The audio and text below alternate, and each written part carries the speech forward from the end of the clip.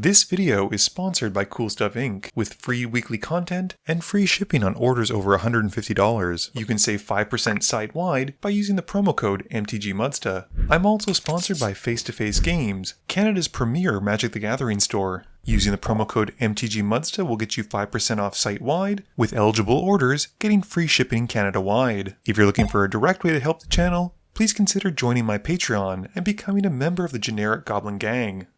Hey gang, and welcome back. Today's game is filmed with Maxime, Seb, and Felix, and I'm rocking my Trostani deck with a few updated cards. I'm keeping Canopy Vista, Aganjo, Plains, Kadama's Reach, Blighted Woodlands, and a Drumbellower. Maxime is playing Gavi, keeping Cyclonic Rift, Settle the Wreckage, Scalding Tarn, Hall of Heliod's Generosity, Adakar Wastes, Min, and Improbable Alliance. Felix has brought back the Cadric deck, keeping Plains, Mountain, Exotic Orchard, Sneak Attack, Perforos Bronze-Blooded, Ao the Dawn Sky, and Atsushi the Blazing Sky. Seb is playing Yidris, which, don't be confused, it's actually just Nekasar with green for ramp, keeping Nightscape Familiar, Molten Psyche, Wheel of Fortune, Sphinx's Tutelage, Winds of Change, Archfiend of Ifnir, and a Verdant Catacombs. Maxim wins the die roll and starts us off. He plays a Scalding Tarn, cracking it and losing 1 to find a Triome. I just play a tapped Canopy Vista. Felix plays a Mountain. Seb's got his Verdant Catacombs for turn, cracking it and losing 1 to find a Blood Crypt, and takes 2 more so it comes in untapped.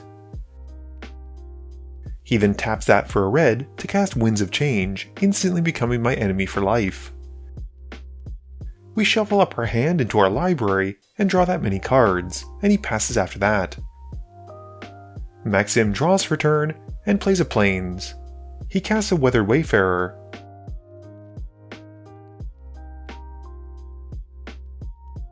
And then pays 1 to cycle an Ash Barrens. He goes to find a mountain, passing as he searches.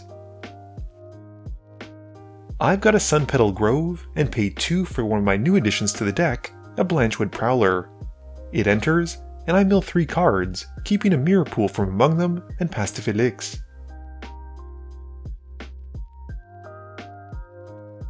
Felix just plays a Plains and passes. Seb has an island for turn, and casts an Izzet Signet. Maxim plays an island, and also taps 2 for a Mana Rock with an Arcane Signet. He passes to me after that. I've got a Forest for turn, and pay 3 for a Farhaven Elf. Responding to the Enter the Battlefield trigger, Felix flashes out an Archivist of Ogma, drawing a card and gaining 1 life as I go tutor for a card. I find a Plains, and put it to field, and then hit Seb with a Prowler for 1. Felix has a Mountain, and taps 3 for Relic of Legends. He passes after that. Seb draws, and plays an Exotic Orchard. He's got enough mana now to tap out for Yidris, and then passes to Max. During Seb's end step, Max activates the Weathered Wayfarer because I have more lands than he does, and goes to tutor for a Secluded Step to put to hand. This also has Felix drawing a card and gaining a life from the Archivist. Maxim draws, and plays a Glacial Fortress. He then casts his commander, Gavi. He free cycles the step, drawing a card and making a cat token. I play a Plains for turn, and then cast Wood Elves.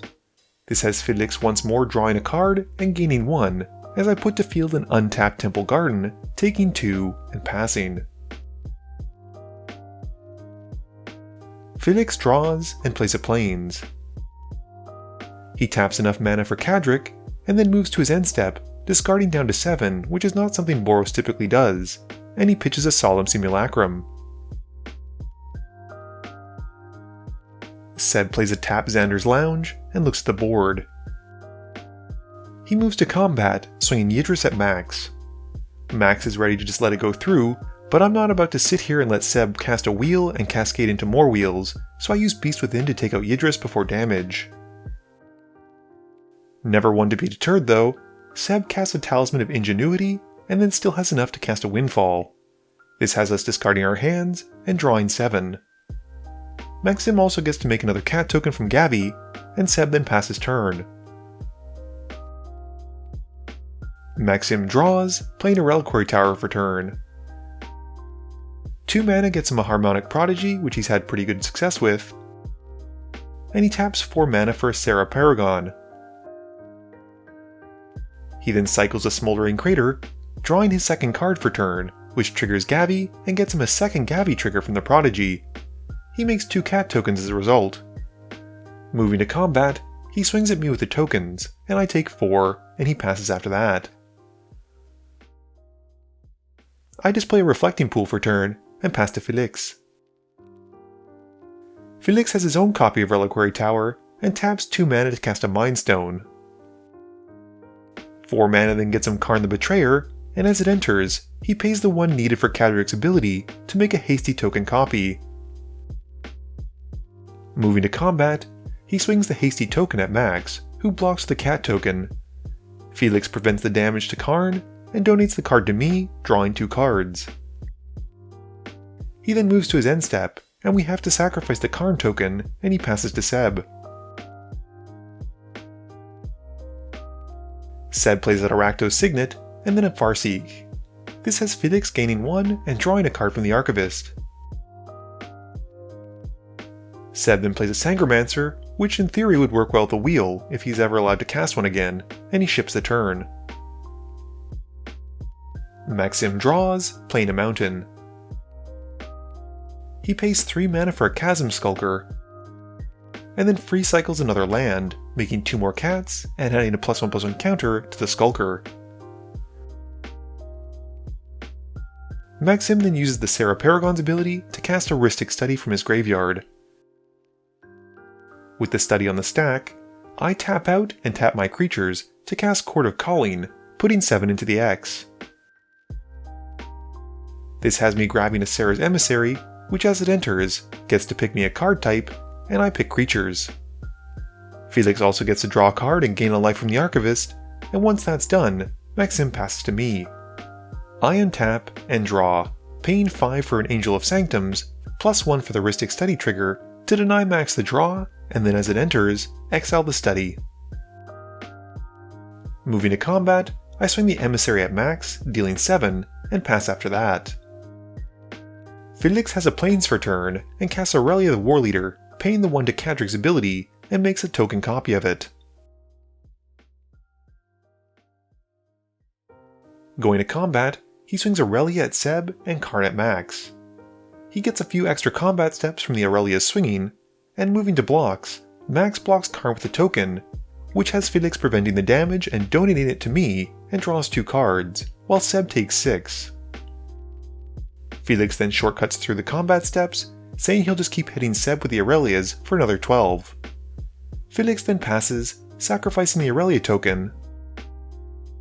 Seb draws and plays an island before casting a Felwar Stone. He then taps most of his mana rocks and some lands to cast an Echo of Eons, which has us all shuffling our hands and graveyards into our libraries, then drawing a fresh 7. Before letting this resolve though, I use Swords to Plowshares on the Sangromancer in case Seb hits a wheel in his next draws. We then resolve the Echo. This has Maxim getting to make 2 more cat tokens from the Gavi Prodigy synergy and adds 7 more counters onto his Skulker. Seb then casts a Golgari Signet, and once that's out, a Dictate of Kruphix, passing after that. During Seb's end step, Max casts an Enlightened Tutor. This has Felix drawing 1 and gaining 1 from the Archivist, who's just doing so much work for him. Max reveals a Shared Animosity from the tutor and puts the card on top of his library. Maxim draws his 2, one of which we know is the Shared Animosity, adding more counters to the Skulker and making 2 cat tokens for Gavi. Max then free cycles one of his lands, drawing a card. 3 mana gets him a Shared Animosity, and he follows up with a Chrome's Will, and gets to pick both modes because he controls Gavi. It's keyword soup if it resolves, and before it does, Felix responds with generous gift to blow up the shared animosity. This will make combat less terrifying for all those who currently don't have protection from creatures. Unfortunately for Felix, Maxim still has enough with the cat tokens and the Skulker to take him out, and he swings the rest of his creatures at Seb, who gets dropped down to 3. Maxim also gets a ton of life from this, and passes to me. My turn has me drawing, and I pay 2 for Survival of the Fittest. I then pay 1 green to activate it, discarding the similarly functioning Fauna Shaman. I reveal and put to hand a Drum Bellower, and then cast it. Moving to combat, I swing my 3 small creatures at Seb to take him out, and the 2 Flying Angels at Max to deal 10. I then pass to Max, and untap my creatures with him on his untap step.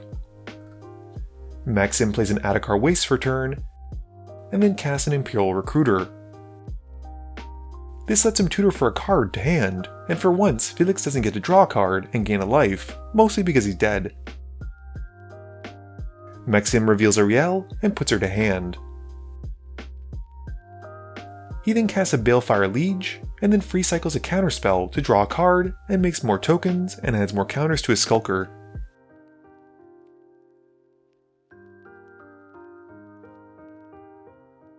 He then passes to me, and at the end of turn, I once more cast Court of Calling, having drawn it again after several wheels and shuffle effects, and put 4 into the X.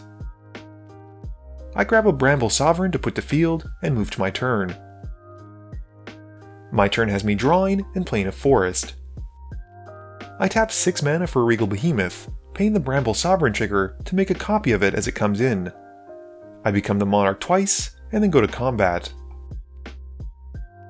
I swing my team at Maxim, dealing 19, and pass after that, drawing from being the Monarch at the end of turn. I get to untap my creatures with Maxim, and he draws for turn. He casts a Gift of Estates and goes to find 3 plains as I control more lands than he does. He reveals a Hollowed Fountain, plains, and irrigated farmland. Once that's done, he brings out Riel, and then cycles the irrigated farmland and gets to draw a bunch of cards because of Riel and the Harmonic Prodigy triggers. He then adds more counters to the Skulker as well, and makes a cat token.